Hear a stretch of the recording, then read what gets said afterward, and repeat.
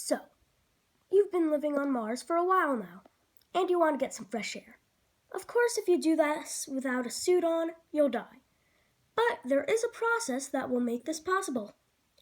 Terraformation. Terra meaning Earth, formation meaning to form. This process would make slow changes to Mars so that it'll become more Earth-like. There are 6 aspects to this. 3 of them involve the 3 vital resources: having liquid water on Mars, having oxygen in the Martian atmosphere, and having plants on Mars. The other 3 are raising the temperature, thickening the atmosphere, and giving Mars a magnetic field. There is an order of steps that you should take on getting all of these things on Mars. You should start off by getting the magnetic field because it allows you to have a thicker atmosphere and oxygen in the atmosphere.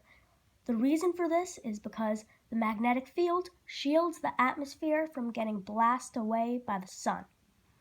The next thing that you want to do is add oxygen to the atmosphere and thicken the atmosphere.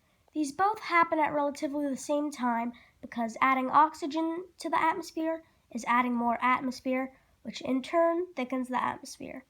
With a thicker atmosphere, you'll be able to sustain heat, so you'll be able to raise the heat temperature. And this will allow liquid water to flow because it'll be hot enough that all the ice will melt. And then finally, you'll be able to plant plants on Mars because you'll have liquid water for the plants to use. Step 1. To get Mars a magnetic field, we will have to liquefy the core. This is what gives Earth a magnetic field. So if we could get to the center of Mars and liquefy the core, then we would get a magnetic field. Although Mars is smaller than Earth, it would still be very hard to actually dig to the center because it is a planet after all. But we could get machines to dig to the center even if it would take a long time. Once we got to the center, we would probably detonate some nuclear bombs down there so the core would get liquefied. We would also leave behind radioactive elements like uranium and plutonium because their radioactivity will generate heat that will keep the core liquid. This is what keeps Earth's core liquid, so it would probably work. Step 2. Adding oxygen to Mars's atmosphere and thickening Mars's atmosphere. We can make factories on Mars that use Martian materials to make oxygen. One of Mars's material is rust. Yeah, Mars is red because it actually has rust on it. Rust is made out of 2 iron atoms and 3 oxygen atoms. Now, if we take 2 molecules of rust, we can make them into 3 molecules of oxygen which has 2 oxygen atoms in it, and then get 4 atoms of iron.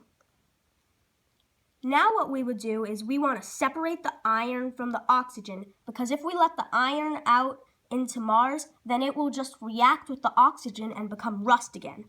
And we don't want that to happen. So, since iron is heavier than oxygen, we'll let it sink down into a container and let the oxygen blow out into the atmosphere. What we can use the iron for now is mix it with some other metals to make steel.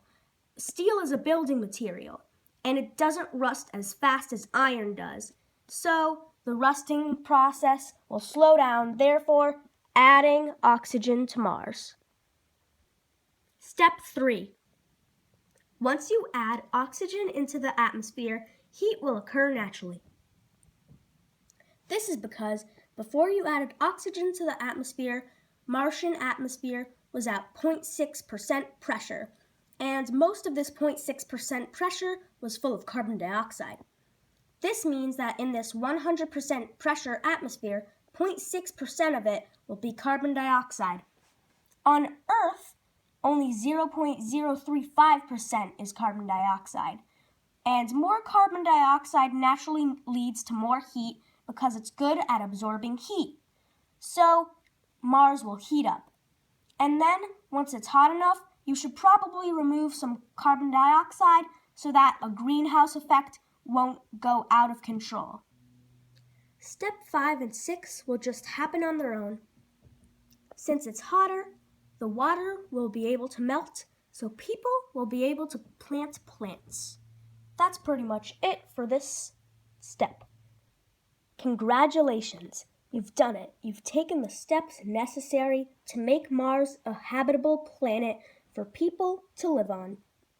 Well, that concludes my 3-part series on Mars. See you next video.